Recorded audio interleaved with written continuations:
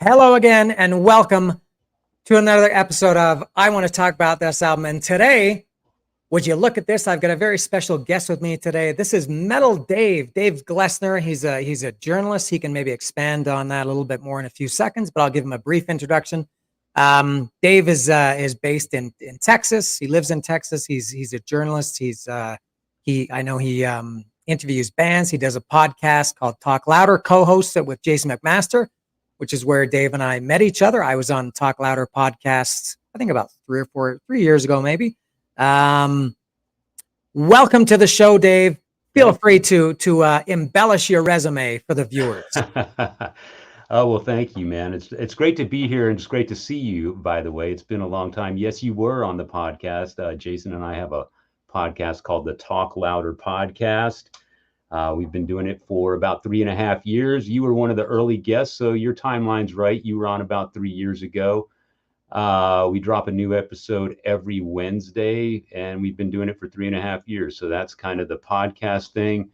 The rest of my background, as you mentioned, I've been a music journalist for 30 some years, written for numerous publications, magazines, newspapers, interviewed just countless bands. I can't even begin to name them all, but yeah, it's been a lot of fun. I've got to talk to a lot of my heroes, and then there's people I talked to just because there was a paycheck involved. But yeah, music is my passion, and I kind of parlayed that into the journalism aspect, and have done it as a sideline gig and made a little spare change along the way. All right, good for you. So you talk to your heroes, and then you also talk to me. Yeah. Well, you're one of my heroes. I love Oh, your thank you. segment. I love your I want to talk about this album segments. It's awesome. You really get into it. And as I was saying off camera, I consider myself to be a bit of a music nerd, but man, I see you just recite lyrics, the second verse before the guitar solo off the top of your head. And I'm like, how does he do that? It's I incredible. blow it sometimes. Sometimes, you have these, I guess it's just like singers, they sometimes forget the lyrics. They've been singing these songs. I've seen Gene Simmons fuck up Rock and Roll All Night. He's been singing it for 50 years. It And, happens. you still, I don't know, sometimes I feel like sometimes I really blow it. But no, you're right. I do, I am a little nerd, whatever you want to call it. That's not a bad And word. bringing that up, that's a good segue for why you're here today. So my point, as Dave already knows, but I'll tell the viewers, the point of having Dave on today, I do know that we're going to talk about screaming for vengeance right here. Judas Priest, he's got his. I'm sure his is much older than mine. Actually, it's a reissue, but Yeah, mine is too. All these Judas Priest records that I've been going through recently are all reissues. I think I burned through the original copy. Yeah, that happens. Happened more with cassettes, I think. I also got it on CD and the 30th anniversary edition as well. So And yeah, then the super deluxe mega edition and yeah, the 10th anniversary, the 20th, 30th anniversary. Yeah, God, they always got their hands in our pockets. yes, So now, for people that haven't been paying attention, and I was telling Dave before we started recording, I've bought all the Judas Priest records on a little bit of my history. Dave maybe doesn't know this. I was never really into Judas Priest. I was, at the time that Judas Priest was starting to become big, which was around this album. I got into Iron Maiden. I first heard Iron Maiden in '82 and Judas Priest in '82. I was an immediate Iron Maiden fan. I got Number of the Beast, never got Screaming for Vengeance. And through the years, I know the hits, and there were, some other kind of deeper cuts, I guess, that I've known, but really never bought any Judas Priest records until, that Metalworks, that it's not a box set. They yeah, released like a 2 CD, disc set in the late '90s, I think. And I got that, was never into them. So I thought I gotta remedy that. So I went back last year and I bought, and I got them all for decent prices. Rockarola, whatever the order is, Stained Class, Sad Wings of Destiny, Sin After Sin, Defends the Faith, Scream for Vengeance, British Steel, Hell Bent for Leather. And there have been a couple that I've been quite disappointed in. I remember Hell Bent for Leather was one I was pretty disappointed in. And Point of Entry I wasn't too keen on. I really, Rockarola was kind of incomplete. That was almost like a different band. yeah. Sad Wings I really liked. Mm. I've always loved Defends the Faith. But now this one, Screaming for Vengeance, I know it's not, I know it's considered not my opinion or your opinion, but in the realm of metal, it's considered a classic. You know, it's up there with you know, Paranoid and Master of Puppets and Number of the Beast and you know, all these classics. Yeah, absolutely. And yeah, now I think you can take away my metal badge for saying this. Prior to today or last night, because I did listen to it last night and today to prepare for this, I'd listened to this complete album once in my life. That was 5, 6, 7 years ago, maybe. And I was, Wow. I can't say disappointed, but I guess you know, maybe the hype didn't live up to what I was expecting. You know, I've heard Wow. everybody raving about this album for 40 years, and there is some stuff that I do like. Some stuff. There's one song in particular that when we get to track by track, that I don't have very many nice things to say about this one song. I don't know Oh if you man. could guess what that is. But now I know that Screaming for Vengeance is one of your favorites ever. Is that right? Top 5, top 10, would you say? Top three. Top 3. What are Yes. the other two? Number of the Beast I know is up there. Number of the Beast is my number one. Faster And Pussycat? no, Black Sabbath, Heaven and Hell. Ah, okay, okay. Faster Pussycat's probably in my top five. But the top three are always consistent. No, Iron Maiden, Number of the Beast will always be my number one. Okay. And then Yeah. number two and number three kind of go back and forth, but they're always one or the other. It's either Screaming for Vengeance by Judas Priest or it's Heaven and Hell by Black Sabbath. Those two are just, you know, all three of those albums are masterpieces to me. But much like you, I favored Iron Maiden when I was a kid. I remember in high school, the big argument was the battle of metal supremacy was Judas Priest versus Iron Maiden. And I was always on the Iron Maiden side, but not by a long shot, man. Priest was definitely very competitive. And I had to respect everybody's opinion that favored Judas Priest over Iron Maiden. It was one of those things, it was just understood. You just got it. But I preferred Iron Maiden because to me, they had that evil quality that is so important when you're a teenage boy. you know, they were a little more sinister. They had a singer that could compete with Rob Halford, so they were kind of on equal footing there. Iron Maiden had better album covers. Their lyrical content was a little darker, so they had more appeal to me. But yes, Judas Priest, Screaming for Vengeance, for me will always be a top three album. It's a classic. Yeah, I agree. That was always the heavyweight battle amongst metalheads was you know, Judas Priest versus Iron Maiden, which is understandable. They're both British. They're both heavy metal bands. You know, they both have wailing singers, two guitars, Yeah. kind of, you know, similar classic, you know, traditional heavy metal style.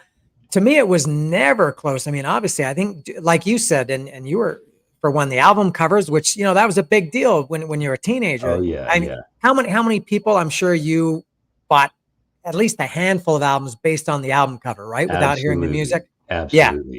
Yeah. Band name and or album cover. I've purchased numerous records because either the band name was super cool or the artwork was super cool.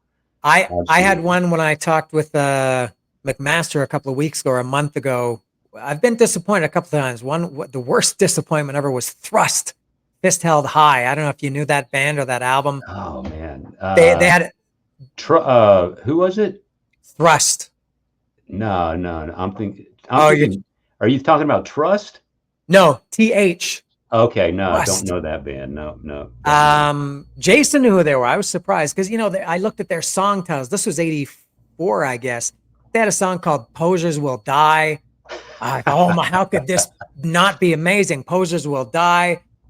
Metal Command. That was X's Metal, whatever. All the songs were metal and poser. I thought, and it was shit. I bought that album and it sucked. But yeah, you're right. Judas Priest, their albums cover. I mean, you don't like it because of the album cover, but it does get your attention. Oh And yeah, I think in the back of your mind, it does kind of play into it. Maybe when you're listening to a record and you're looking at the album cover, I think it can enhance the experience. sure.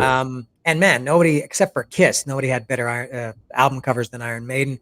Um, Even Stained Judas Glass. Priest. What is Stained Glass? That cover sucks. Yeah, that one's a little questionable, but you know, Sad Wings of Destiny is a classic album That's a good one. cover. British Steel, how iconic is that hand holding that razor blade, dude? I mean, that's one of the greatest That's album cool. covers of all That time. is a good one. And Unleashed in the East, I mean, it's a staged photo, I'm sure, but Yeah, of with course. Rob standing center stage and the smoke, I mean, classic. And the album we're talking about today, I mean, one of the funny things about Screaming for Vengeance is I don't know that I can think of another album cover that the base color is yellow, and it's awesome. You know what I mean? And it's metal. You know, it's a weird combination. But that artwork, the artist, by the way, is Doug Johnson. Got to give him a plug. But that mechanical eagle is awesome. But on that yellow background, it just seems so. Yeah, I know. As soon as I This is said much that, more modern. This is 40 yeah, years the later. Metallica record, yeah. And honestly, I mean, I haven't really given it a chance. Me I, neither. I'm kind of past all that, you know. But for 1982, when Screaming for Vengeance came out, that iron mechanical eagle on a yellow background, I mean, yellow was kind of a hard sell to metalheads, and that Yellow came is not. It's not a metal color. It's too right, happy. right. But that album cover is amazing. I love It that is. album Yeah, cover. it's great. Yeah, yeah.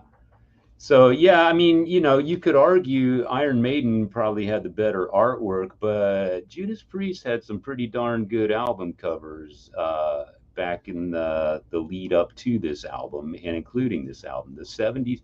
You know, it's, like you said, Stained Glass and Hellbent for Leather. What a classic album cover that is! I mean, come on, that's a great album cover. I do love the most recent Priest one I did was Sin After Sin, and I commented in the video that's a great album cover. That building, it's kind Yeah, of goth looking. It's mysterious. There's somebody sitting down beside it. You don't know who they are. That's a yeah. cool cover, Sin After Sin. Yeah, that's a good one. Yeah, yeah. So, you know, you could argue that they were, I mean, Iron Maiden, I think, is always going to take the crown in the battle for album cover supremacy. But Judas Priest was no slouch through the '70s and into the early '80s. And their recent stuff, Claudio Bergman, who we had on the Talk Louder podcast, did the Firepower album cover, which I thought was great. And the latest Invincible Shield is pretty cool. So they're still doing great stuff. And he also did the classic '78, the Kiss, Yes, not yeah. tribute, but Kiss. And I've talked about that was the first episode I ever did of this series. Was what inspired me was that classic '78 album. Oh, He yeah. also did one of Jason's. What did he do? A Cassius King He record? did a Cassius King album. Yeah, Yeah. yeah. Field Trip was the title of Ah, that. yes, that's right. It was Field Yeah. Trip. Uh-huh. Yeah. But getting back to the Priest Maiden thing, for me, then and now, all along, Maiden just has more intensity. I'd say, especially in the first 3, 4 albums, Priest albums, they were more hard rock, a little bit melodic, kind of anthemic. Maiden was metal right from the start. As you said, they were a little bit more sinister, more evil, just Yeah. more intense. And I think also just all around better sound. I always thought, including this album and every Judas Priest album I've listened to, maybe not up to the Travis,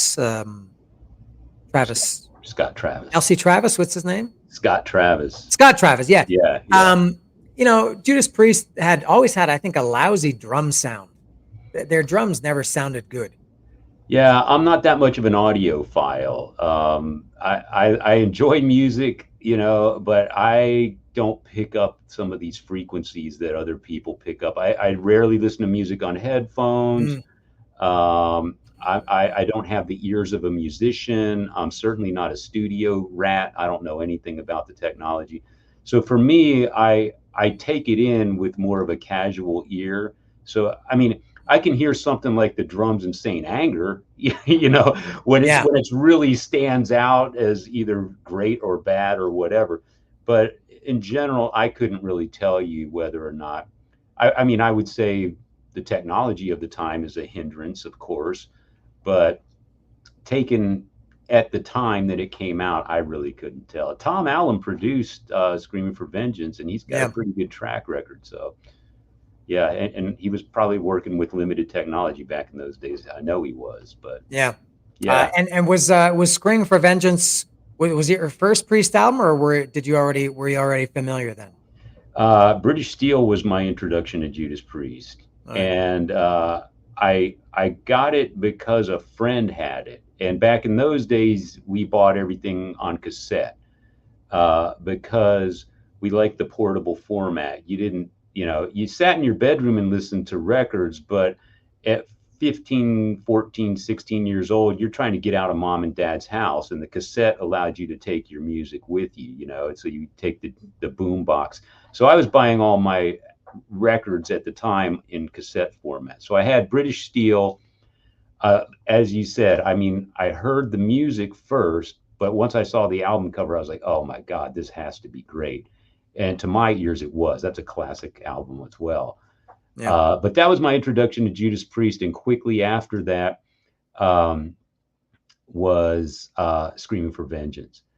I think it's important to note also that the time frame we're talking about when we speak of Screaming for Vengeance, and you mentioned Point of Entry earlier, MTV was a huge, huge deal in those days. And so I remember seeing the Heading Out to the Highway video, the Hot Rockin' video, the Breaking the Law Breaking the Law. video. I mean, these are videos on MTV prior to Screaming for Vengeance. So the visual component, the fact that Judas Priest could be piped into your living room was huge in sort of influencing you as a fan, giving you something besides just the music to take in. So I kind of British Steel was my introduction, but then I saw the videos from Point of Entry. Didn't really buy the album. Screaming for Vengeance was my second album, and then I just started collecting everything because of that. Okay. Yeah, for me, my introduction to Judas Priest was "You've Got Another Thing Coming," and I did have that single. I had that on 45. I remember it well. It was on Columbia Records, I think, and it just had the paper sleeve with some of the sleeves. I remember that I had the single for "Flying High" again, which was amazing. That was like a separate album cover. It was awesome. Yeah. But this 45 was just the orange paper sleeve with the hole, so you could see the record label. And the B side of "You Got Another Thing Coming" was a live version of "Diamonds and Rust." Oh, nice. Yeah. I don't know if that was Diamonds and Rust on "Unleashed in the East." Yes. Okay, then I guess it was taken from Unleashed in the East, and that was my introduction to Priest. Although I never bought, as I said, the Screaming for Vengeance album. I only had the single. That was my first, and also that was a big year for me. '82. That was the year I first heard Scorpions, "No One Yeah. Like You," Iron Maiden, "Run to the Hills," and Judas Priest, "You Got Another Thing Coming." That was a huge year for me. I guess Eight. for everybody, man. '82, Blackout, Screaming for Vengeance, and Number of the Beast. Oh, Yep. what a Yep. year! 82 was a great year for metal. Those three albums that you just rattled off are like all three of them are classics to me. And they were also, again, they benefited from MTV. I remember seeing the Scorpions on MTV, Judas Priest, Iron Maiden. I mean, that helped seal the deal too. When I saw Iron Maiden on TV, on MTV doing Run to the Hills, and I saw Bruce Dickinson, not just heard him, but I saw him, and that long hair just flailing in his face, and the spike gauntlet, and the smoke, and the fire. And Yeah. oh my God, man, just take my money. I'm done. Yeah, a lot of metal fans, they're kind of gatekeepers, or they like the idea of it's all about the music. We don't care about looks. I don't care about Kiss's makeup. I like their music. No, it is it's whether it's conscious or subconscious. It doesn't mean I like the way this band looks, so I'm going to listen, I'm going to like them. But it's all part of the big picture. Music is obviously a big part, the biggest part. But seeing Bruce Dickinson, like you said, the wristband. Remember, he had the leopard print shirt, the red leather pants, Yeah, the Eddie Skull belt buckle. yeah. That's much better than seeing, especially when I was 12 years old. I think you're a few years younger or older than me, but that was a big deal when you're that age, seeing Oh that. yeah, absolutely, absolutely. I remember. I mean, the reason I bought my first leather jacket is because of Bruce Dickinson. I turned over the cover of Number of the Beast, and you see the band members all on the back cover holding torches, and there's the fire and everything. And they're all wearing leather jackets. And I was like, Yeah. and then when you pulled the sleeve out and there was all those film strips of outtake Yeah. The photographs of collage. Yeah. each band member. And I just thought Bruce looked so cool, and had to have a leather jacket, and I still have that leather jacket hanging in my closet to this day. I can't fit into it anymore, but I had a guy paint a Motorhead logo on the back of it, and then Motorhead signed it in '86, so it's going nowhere. I'm keeping it. Going a little bit off topic, if I remember correctly, Orgasmatron was the first time you saw them live. That's right. Yeah, Yes. same as me. Yeah, I Mhm. remember that. Yeah. Okay. Yeah. All right. Well, should we get into the songs now? We'll go through it Yes. track by track. Your All right. viewers So and listeners are probably going, well, these two guys are just going to rattle on yeah, all yeah. day. I always do it. All right. So we'll start with we'll combine the Hellion and Electric Eye. Well, the Hellion, I've always talked about this. To me, you know, there's filler, and filler has a negative connotation to it. To me, there's great filler. Like I think God Bless the Children of the Beast on Shout the Devil is amazing filler. To Yeah. me, filler is just these little instrumentals, interludes, could be covers, codas at the end of an album, something like that. Yeah. Something like Black Sabbath had lots of fillers, FX and fluff Sure. and things like that. Some Embryo. of it is great. Yeah. Yeah. And so that the Hellion, I mean, it's just an introduction, but I love the Hellion. That's a great introduction. And Electric Eye, I love Electric Eye, man. This is a great way to Yes. start an album. It's fast, it's heavy, it's got the intensity that I think sometimes Judas Priest was missing, that Iron Maiden had more of. Um, Something I don't like about Judas Priest, and I think I'm one of the few. I don't always like the way Rob Halford sings. I don't like his high pitch. Same with King Diamond. I don't like that high pitched screaming, shrieking. I like when Halford sings more, growly, rough, aggressive. A little bit of a deeper, tone to him. Yeah. Um, the vocals in this are I guess that they're not as bad as some other. Like I don't like Painkiller. I just hate the way he sings like that. But no, Electric Eye, man, amazing song, killer. Yes, amazing song. And I have to give props to the Hellion. I mean, I agree with you. There is such thing as, filler of being wasted space and not necessary or whatever. But in the case of the Hellion, I mean, you couldn't come up with a better, more metallic intro Hmm. than, I mean, you hear that and you're just waiting for a giant King Kong to come stomping through the wall. It's just huge It's and grand. powerful. It's grand, it's Yeah. majestic, it's powerful, and it's the perfect wind up for what's about to come after, which is Electric Eye. And they used it for years and years and years as the intro when they walk on stage, so they still think it's a perfect intro. I wouldn't argue that it is a perfect intro. And there's a little sustained guitar squeal right at the end of it before it kicks into Hmm. Electric Eye that I just love. It goes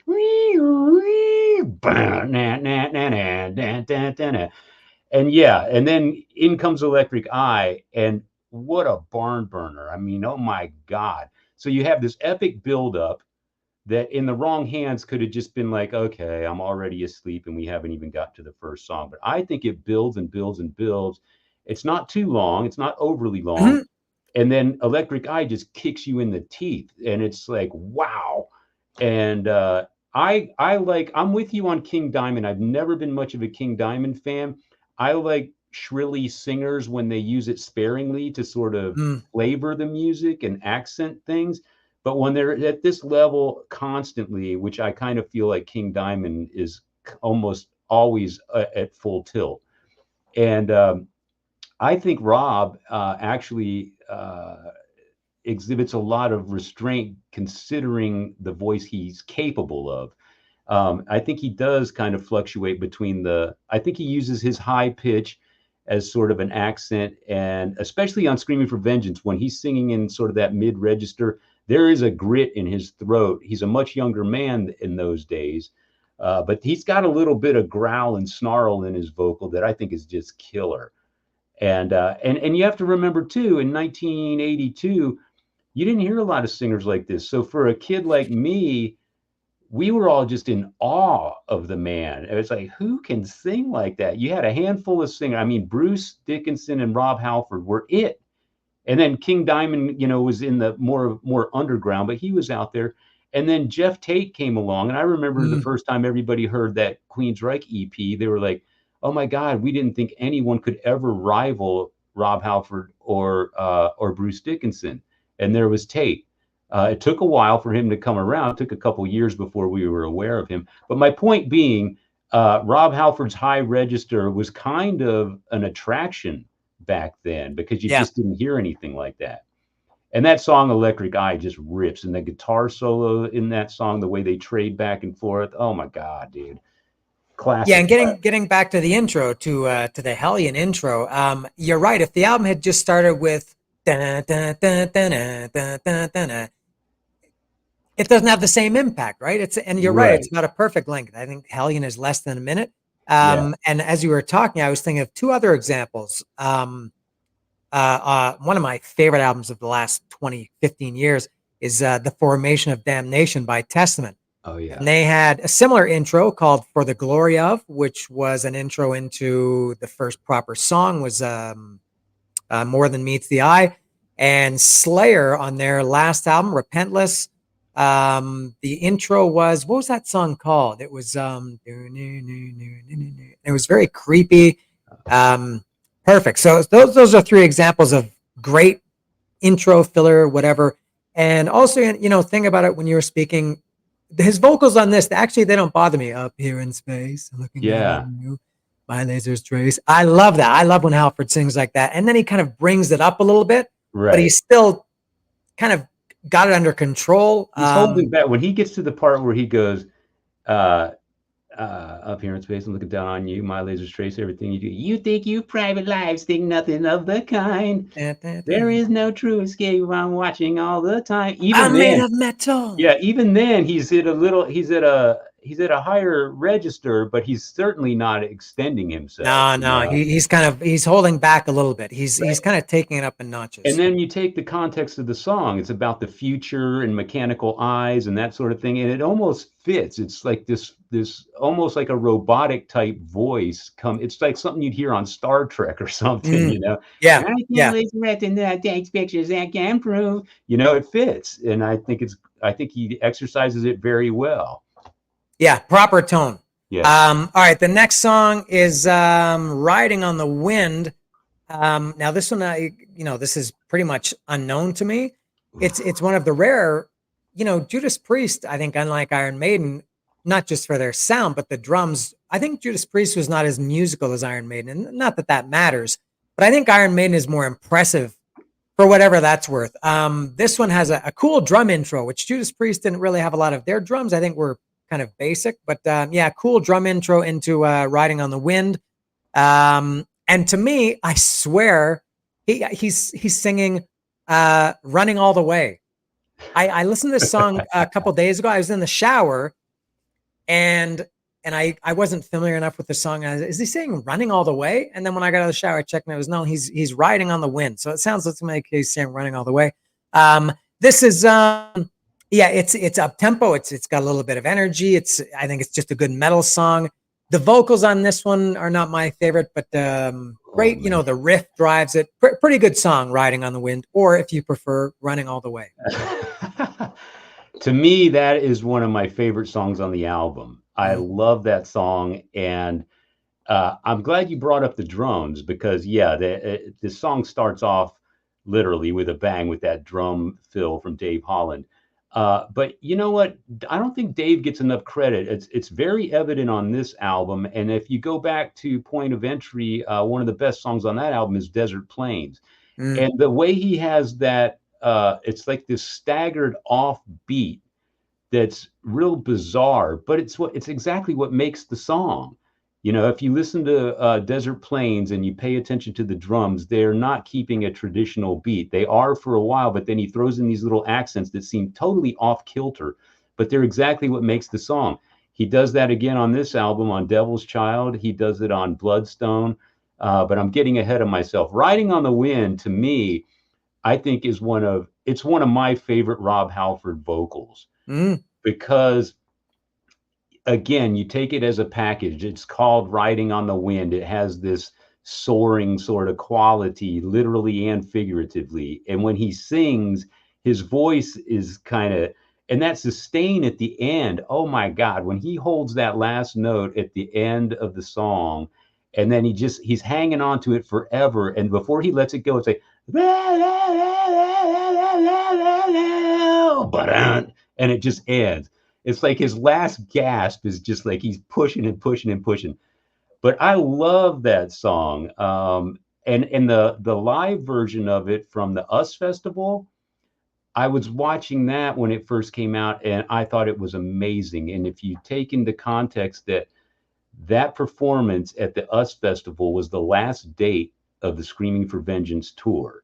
So mm, he's at the end of a tour, he's yeah. playing in 100-degree heat, and he nailed that vocal, which I thought was just incredible. That to me is one of my favorite Rob Halford vocals ever, Riding on the Wind, and I love that song.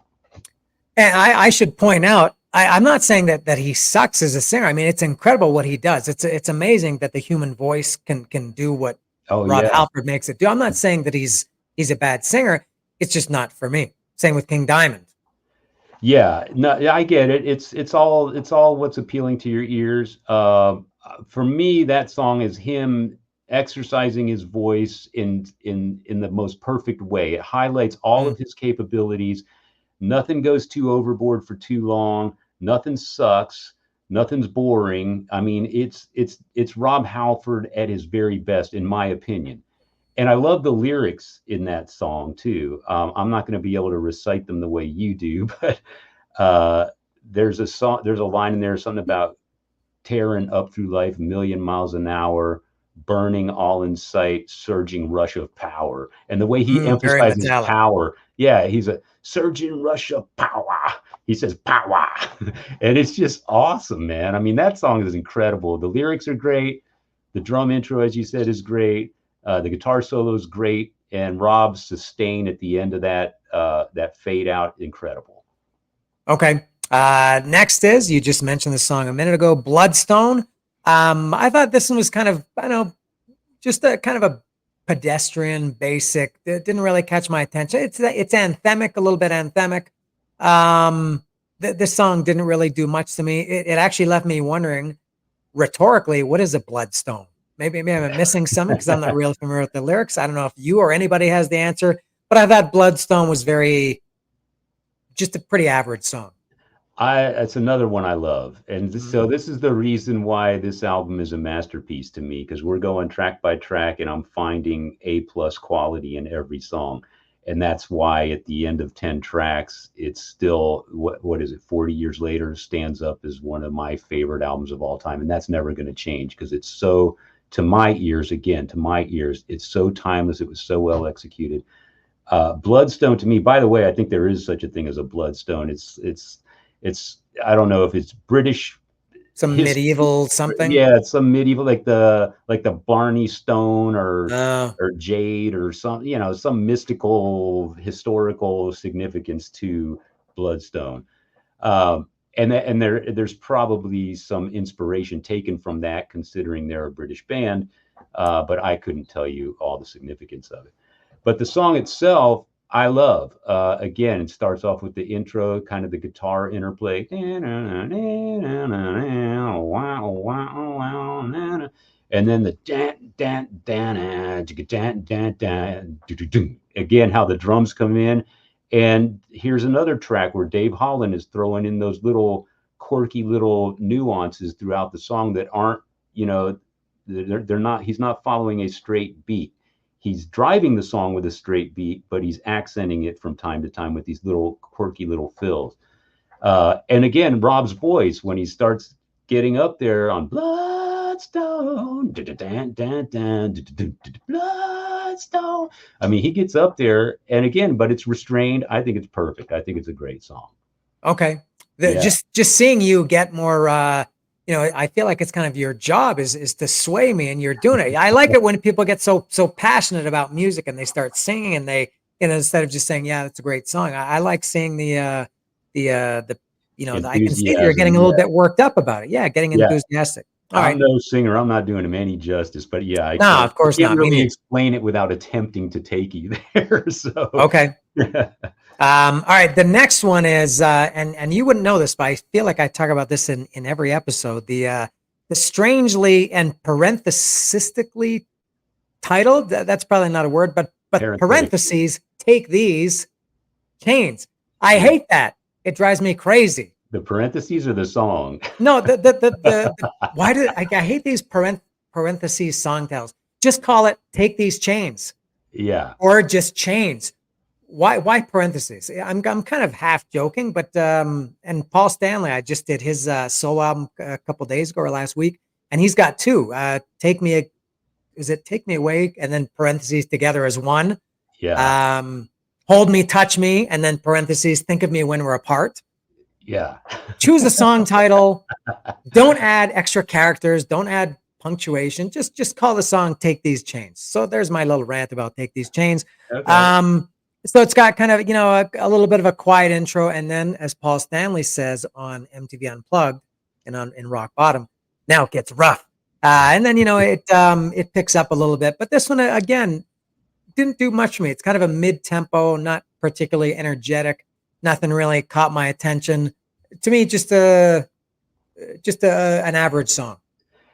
Well, here we go again. We're going to disagree on this. This, on any given day, Take These Chains might be my favorite song on this Mm, album. okay.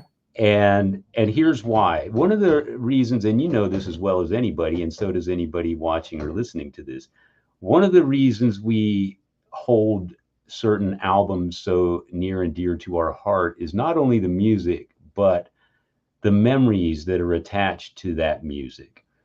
So when Timeline. in 1982, when this album came out, I'm 15 years old. So I don't have a driver's license yet. So, and if, obviously this is before the internet and we barely had cable TV. So maybe we had 8 channels on television instead of 3. But your entertainment was going out at night, walking the neighborhood with your buddies from the neighborhood. With somebody had a boom box, you had the cassette tape, and you listened to music while you were doing what teenage boys do. So for me, every single time I hear that song, Take These Chains, when I hear that quiet intro that you're talking about, it takes me right back to the neighborhood I grew up in as a teenager in San Antonio, Texas. Puts me right there with my 2 buddies, walking around the neighborhood, talking about, girls and music and bitching about, my parents are making me get my hair cut and this sort of thing. Takes me right back. It transports me. It's one of those songs that takes me back to a very specific place and time. So I have that emotional attachment to it that maybe other people don't. Uh, but I love the song too. Now I may be biased. I may love the song because of the emotional attachment to it, and maybe I love it more than I would if I didn't have that memory attached to it. But I think it's a great song. Interesting fact about that song is I don't know if it's entirely written, but it's definitely co-written by a guy named Bob Halligan. Yes. So He it's the also wrote Some Heads Are Gonna Roll. I don't know why I know that, but I know he has a co-writing Yeah, credit on Some Heads Are Gonna Roll. that's right. He has a Yeah. credit on Defenders of the Faith as well. Hmm. Some heads are going to roll. So it's the only song on Screaming for Vengeance that's not credited entirely to the band. Uh, Oh. so it's his song. And here's a little trivia. Did you know that Bob Halligan, this is weird. I always thought the only thing he ever did was Take These Chains, the song we're talking about. But he also either wrote or co-wrote. He definitely has a writing credit on the Kicks song "Don't Close Your Eyes," Oh, yeah, I know that one. which was a massive hit for them. So I always kind of dismissed Bob Halligan. I loved him for this particular song because I love the song and I appreciate it.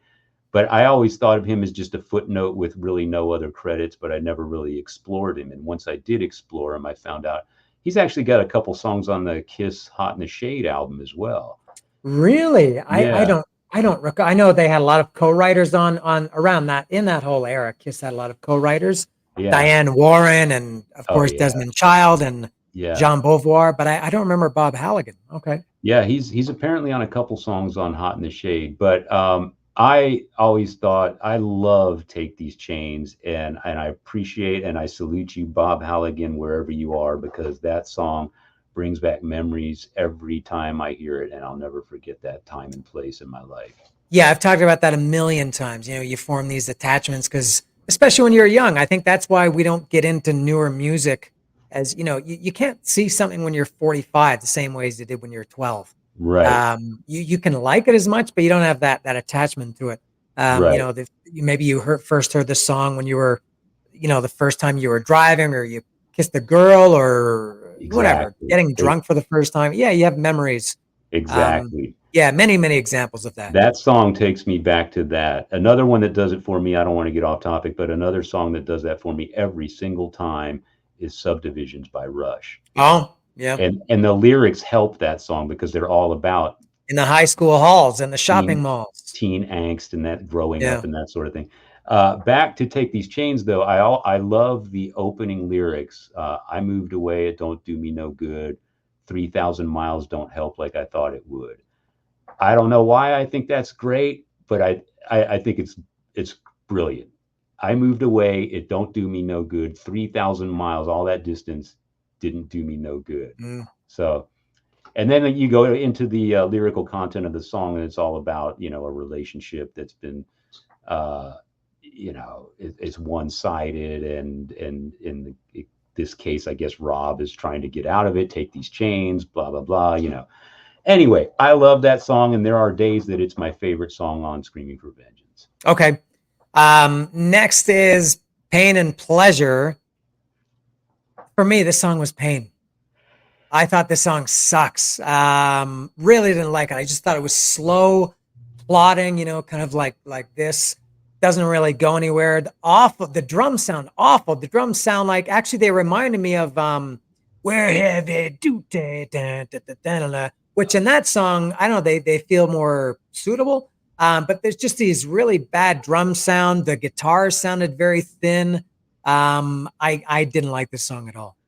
We're going to agree on this one. Okay. I think Pain and Pleasure is one of the weaker songs on the album Mm. for a lot of what you just said. And especially coming after the 3-4 punch, not the 1-2 punch, the 3-4 punch of the previous, what, 4 tracks. Yeah. I mean, it definitely reveals itself as a weak moment because it's just been superseded by 4 tracks that are just awesome.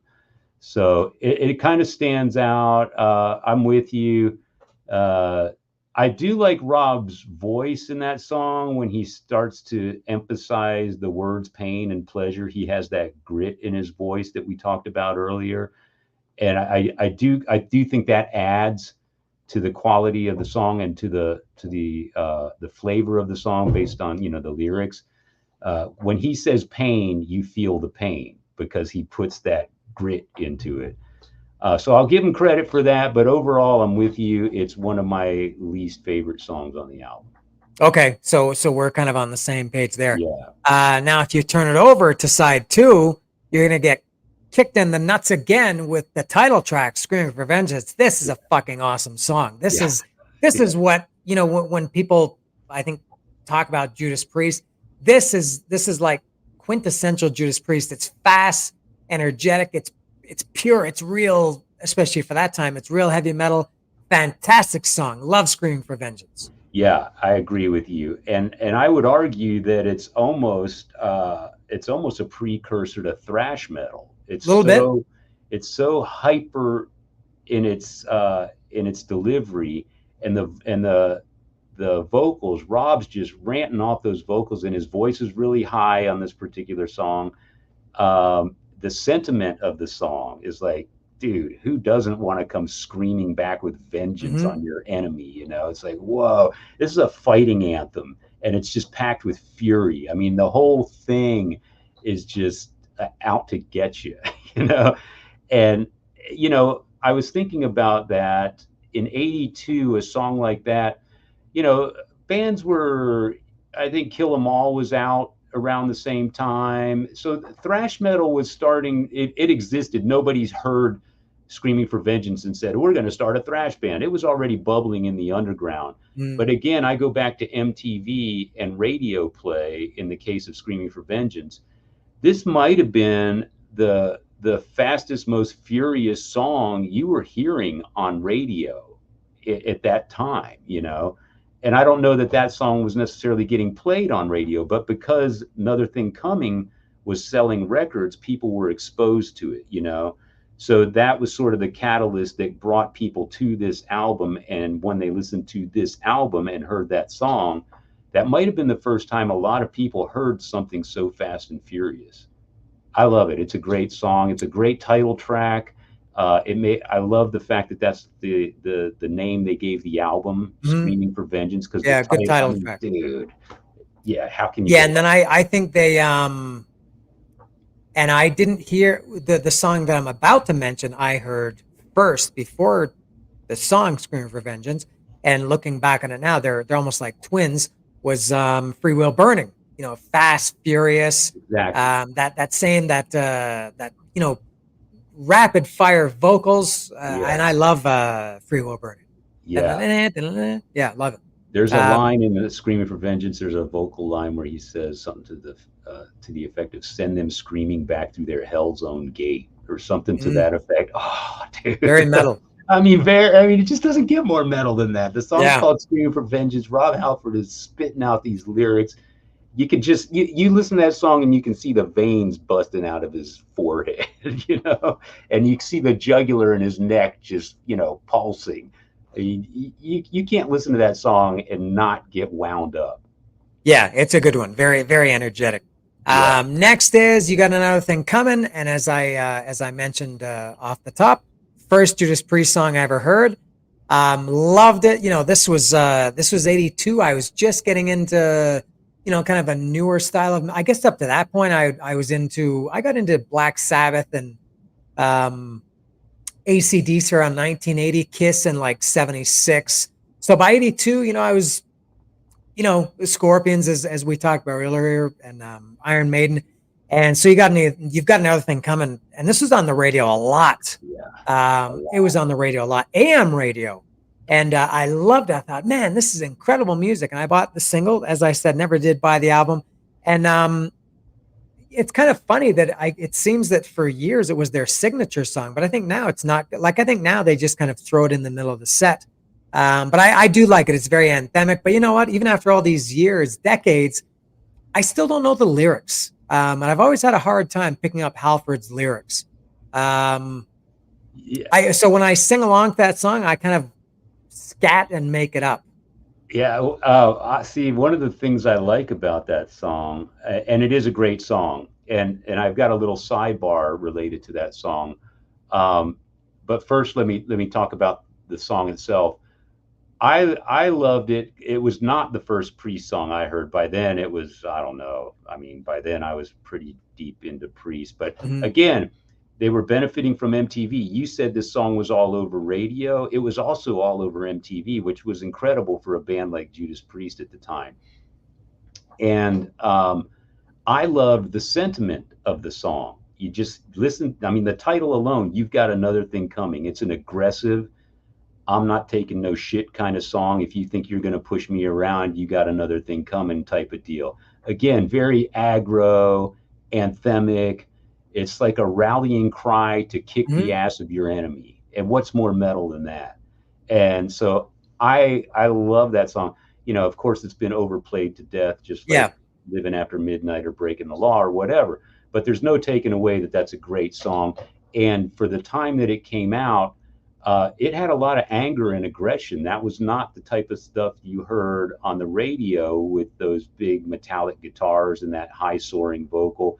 And again, the video with the spiked wristbands, and he looks at that guy and his head blows off. I mean, when he starts screaming, that's amazing. The interesting thing, the sidebar I was alluding to earlier, is in my course of being a music journalist over the years, I think I've interviewed Rob Halford about 5 times, and I've interviewed KK once, Glenn once, Ian once. out of the classic lineup, those are my Priest interviews. But that song almost didn't make it to the album.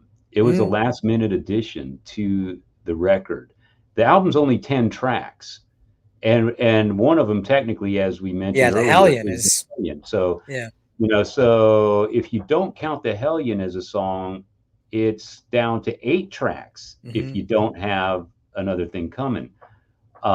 So I think I don't know if it was out of last minute desperation that they came up with this song, but from when I've interviewed the guys, especially Rob, he'll say that it wasn't like under the gun a desperation that inspired the song. It was just there. Like they had it in their back pocket and they fleshed it out in pretty short order, but it wasn't really something that was intended as part of the game plan. It was sort of a last minute addition. And then of course, oddly enough, it becomes their major breakthrough and puts them on the map in North America. Yeah, that is like the definition of filler. When the record company says, it's not long enough, we need something. Or Paranoid was one. Paranoid Yeah, was not. exactly. It was written like at the last minute. They just kind of put it together, and it kind of became their signature song too. I mean, I remember even Kiss talking about "Dress to Kill" was so short that they the record company, that the gap between songs, normally it's Oh, maybe yeah. 2 seconds. They expand that to like 4 seconds. They were so desperate to stretch the album out. But I didn't Right. know that about You Got Another Thing Coming. And yeah, Yeah. you're right. I Not as much now, but I definitely was very tired of it. But there's no denying. Same with Enter Sandman and Crazy Train, and all these songs that you get tired of. But I think it's hard to deny that they, all those ones I mentioned, including You Got Nothing Coming, fantastic songs. They're a reason they are milestone songs. It's Yeah. just like I like to use the cliche that the reason there are cliches is because they're true.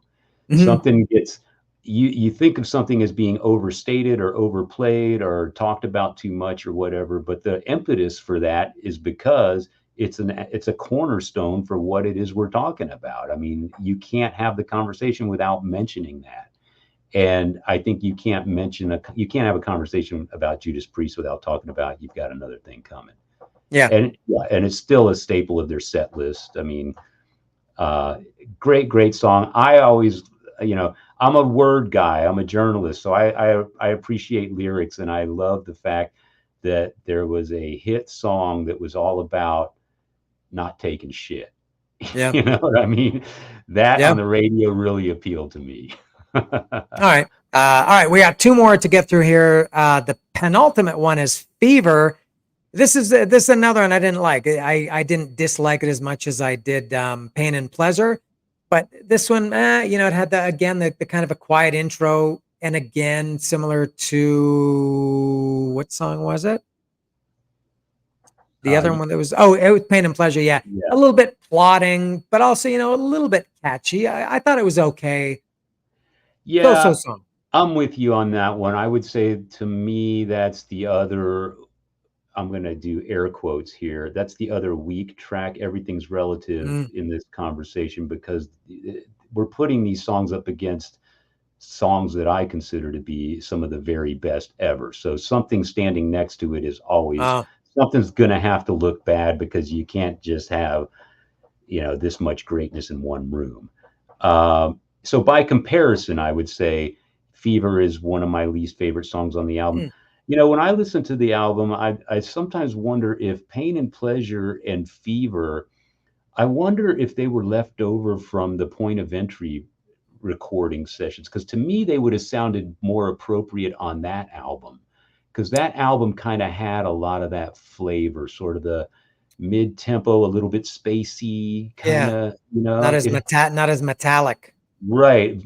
A much more moody album. It had its rockers on it, but it also had a lot of there wasn't as much attack in that record. And to me, on Screaming for Vengeance, the two songs that don't have as much attack are Pain and Pleasure and Fever. I like All them right. both well enough, but in the context of this album, to me, they stand out as the weak moments. Well, I feel like I'm on to something then. If we agree on the two kind of weakest songs, that means I guess I'm kind of on to something with a Judas Priest expert.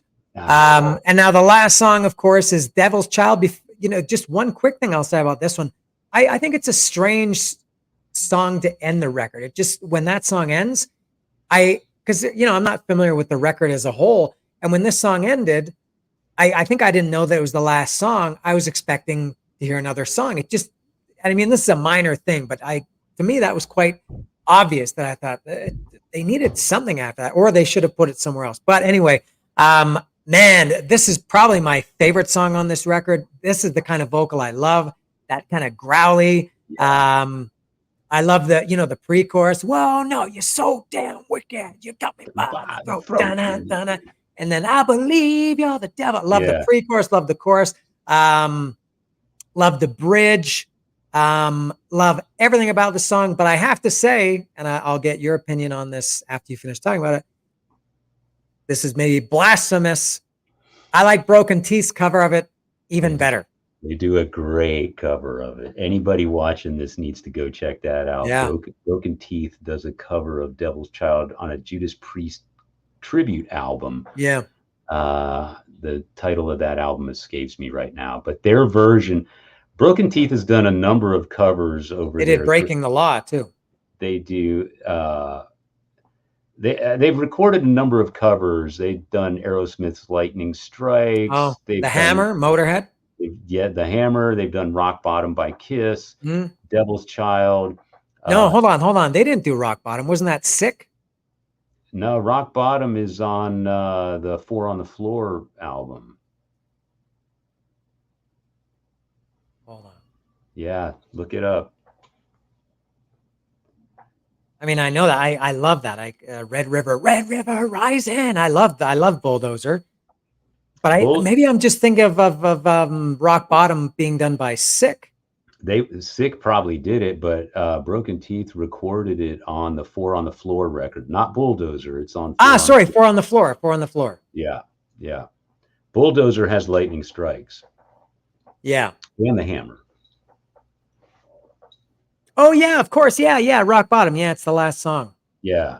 But yeah, they do a great version of Devil's Child. Devil's Child is, oh man, what a great song. And again, the sentiment, and see, it's one thing if you have the sentiment bottled up inside you, but being able to express it the way Rob does so convincingly, it's like you said, the line about, oh no, you're so damn wicked, you got me by the throat. Oh no, you got your claws stuck in me, you'll never let me go.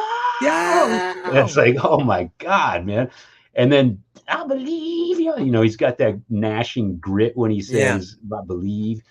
Again, the sentiment, the lyrics, everything about that song. And I'll argue that you were saying that the placement of the song and the ending is kind of weird.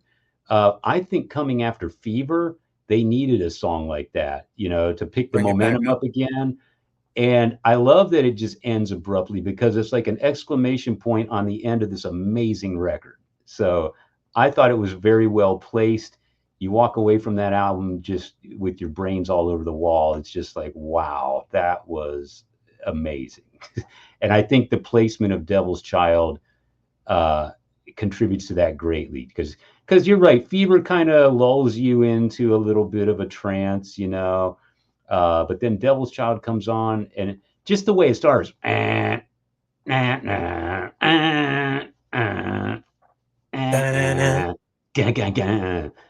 dude. And then the way it kicks in, and the whole, like as you said, oh no, you're so damn wicked. Is it? I've always thought this is a little bit, and I've never heard anybody else say this, and not to say that my observation is so unique, but to me that opening riff was a little bit AC/DC-ish, no, kind of like a.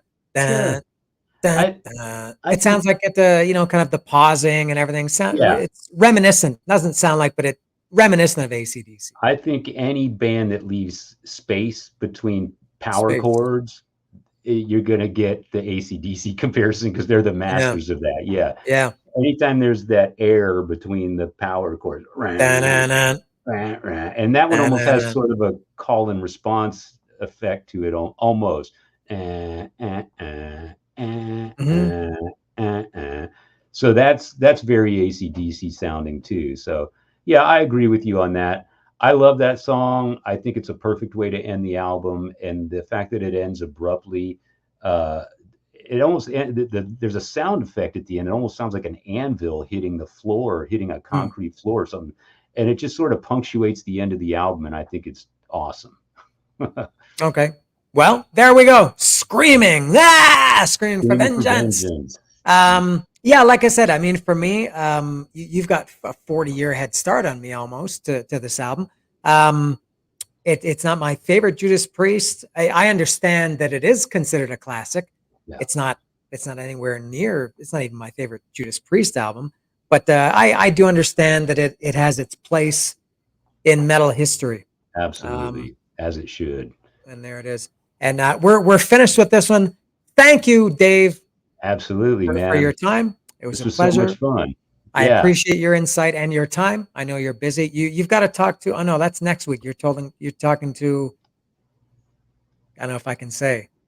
yeah, you could say. Uh, Accept. You're talking to Accept. I was thinking that was today, but that's next week. You're talking to Right. Accept. We got Mark Tornillo lined up for the Talk Louder podcast. We tape the show, so we'll speak to him next week, and then the episode will drop a couple weeks later. You This will just talked to Ron Keel the other day, right? Ron Keel, Marty Friedman, and we had Niels Lozauer, the world famous rock Mm, photographer. yeah, I saw that. That episode is upcoming as well. So yeah, Yeah, I saw the preview. we've had a string of great guests lately. So yeah, yeah. Okay. Always fun. I love nerding out and talking music. So this was a pleasure. I'm happy to come back anytime. Thank you Great. for your time. Yeah, I'm sure I'll be able to fit you in another one. If I feel like I need some, an outside voice to convince me of something, or if I just want somebody to agree with me on something, um, you're my go-to. All right. Thank you very much, Dave. And thank you Absolutely. to everybody who watched, and Yes. more to come. I've got, I think about 4 or 5 episodes in the can, which by the time this comes out, they will have all been broadcast or published. But anyway, thanks for your time, Dave. Thanks to everybody. Yes, And sir. this was Judas Priest classic, Screaming for Screaming for vengeance. Vengeance. Okay. See ya. Bye. Thanks, Dan. Bye.